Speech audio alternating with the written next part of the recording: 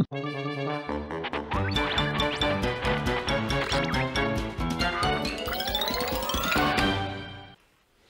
how are you? It must be a glove puppet, do you think? No, I'm a sock. Oh, a sock? No, no, you're a sock puppet, aren't you? That's right, a sock puppet. No, no, not even that. This is a very clever thing I got at Christmas time, and I want to show other things from Christmas, but this is one of the things I found over Christmas period. It's got a zip there in the sock. That's unusual. And what's inside the zip? A little pocket. It's actually called a pocket sock. A £10 note, that's jolly good, isn't it? It's a place to keep your money and valuables and credit cards. In socks, under your trousers, it'd be like a hidden money belt. So, brilliant idea.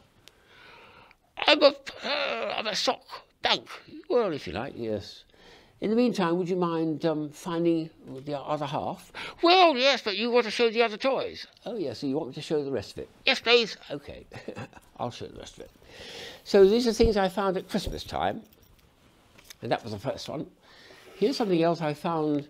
I think it was a mail order catalogue I spotted this in. I just love these things in early December. You turn it on at the back, and it starts performing. It does all sorts of funny actions. And giant versions of these I've seen for many years, usually at garages to attract customers at the roadside. It even comes with its girlfriend. Look, here's a lady one as well. Very nice. So there's just a fan inside. When you put your finger over it, it stops the fan from working and it flops down. Put it back and the air flows through, and it does the most wonderful chaotic motion type thing. It is just superb. So that was a very, very nice thing to find. I've always admired the large ones, which I've seen on roadsides, but to actually have a pocket version of it is just superb. My friend Duncan Harvey gave me this for Christmas. Well, he gave me a bunch of these, actually. He's a wonderful friend living down in South Birmingham who does 3D printing of a very high order. And he's made a whole lot of these, which clearly are Christmas tree bits and pieces. So I took them out and assembled them. A bit tricky because you've got slots in funny places in this, but this is the eventual result. After a bit of pushing together, I found how it works, and it's a very nice little thing. Quite sturdy, actually, very well made. Whether he designed it or not, I must be in touch when I'm thanking him to find out what the origin of it is. But a very nice little idea for 3D printing, to make little Christmas trees that you could erect and then put on the table, or Christmas trees yourself, you know. This is a wonderful thing which my niece Fiona gave me as a present for Christmas itself, and this is it's called a gourmet collection of lollipops. Look at that. 12 of the things. Well, one for each day of the days of Christmas, 12 days of Christmas. I should be eating them, should have eaten by now, but I thought I'd keep it just to show you. So there's 6 flavours, and then they repeat another 6 flavours here, and loads of interesting flavours. So I'm going to looking forward to getting busy on that tonight. So I'm running out of time, haven't I? Anyway, it's a nice one. So nice present to get. Hold down that lease. Here's something that one of our fans gave me. I think it was from Holland, from the Netherlands. It's a very charming idea.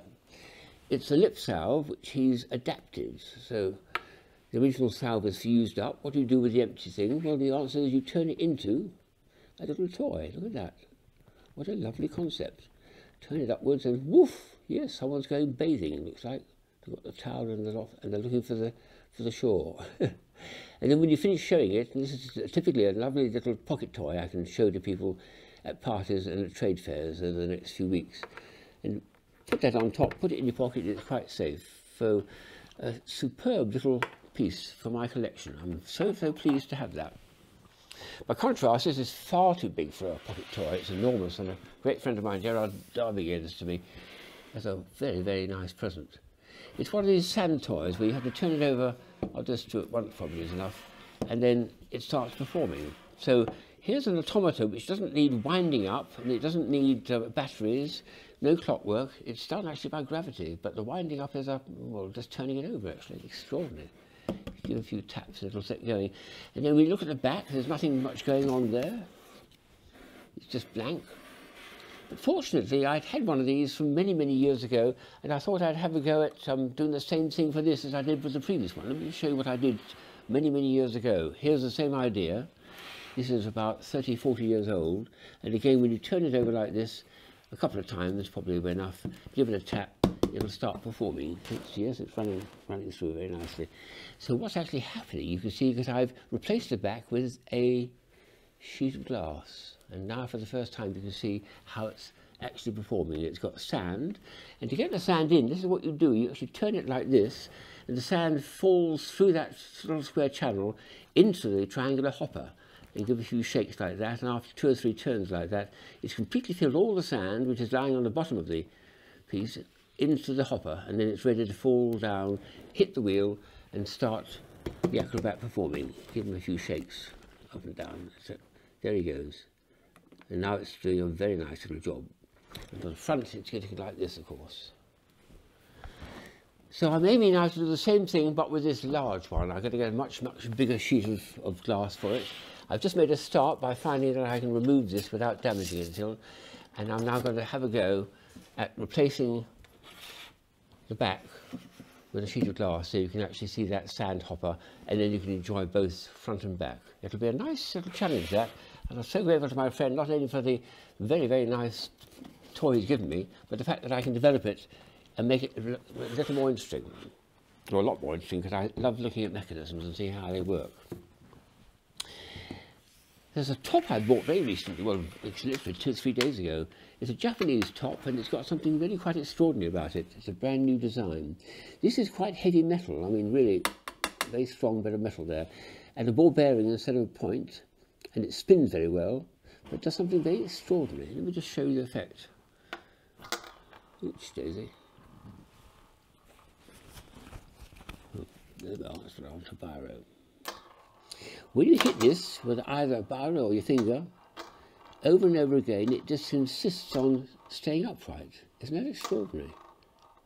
Eventually, when it slows down enough, it will keel over. Now it's going to keel over. I think we set it spinning again very strongly.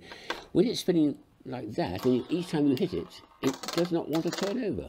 It stays upright. Extraordinary. Tremendous stability. It's apparently because the centre of gravity is very, very far down, very close to the actual point of contact with the Earth. So a wonderful new spinning top from the Japanese, which doesn't want to fall over. Perpetual topping, well, not quite, but it's a very express thing. I love the idea of it. So that's going to be a great hit. I'll show you those. The last item is very special. This is a Christmas present really from Grand Illusions. It's something I've been looking at the development for the last 3 years when I've been to visit my friend Rufus, who invented this. And it's a spinning top, but it's got something very special about it. It's got batteries for a start inside. It's got this bit here which spins round with a light ball bearing race, which makes it move very... But it's got a switch here, so let's switch it on to a first circuit to set it going.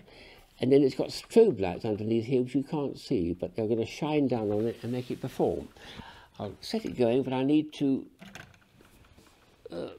give a bit of darkness to this in order to make it perform easier. There we are. So when you spin it, it's got a centrifugal switch which turns the light on, the strobe light on, and also sets a motor going. I can slow it down a little bit, and the motor will keep it going for as long as the batteries have got power in them, which is a long time in fact. So in that mode, it's a kind of zoetrope for Praxinoscope, or one of those ones with animation. Very nice idea. In addition to that, though, they've done something much cleverer, and that is by turning the switch to another position, it stops strobing evenly and starts strobing in different rates and with a 3 or 4 second interval between each one. And for these, you want these sort of things, just artistic things, not animation things. And you get something much more interesting because the strobe light's going to start creating extraordinary effects. Let's, again, give you a bit of darkness to see the effect.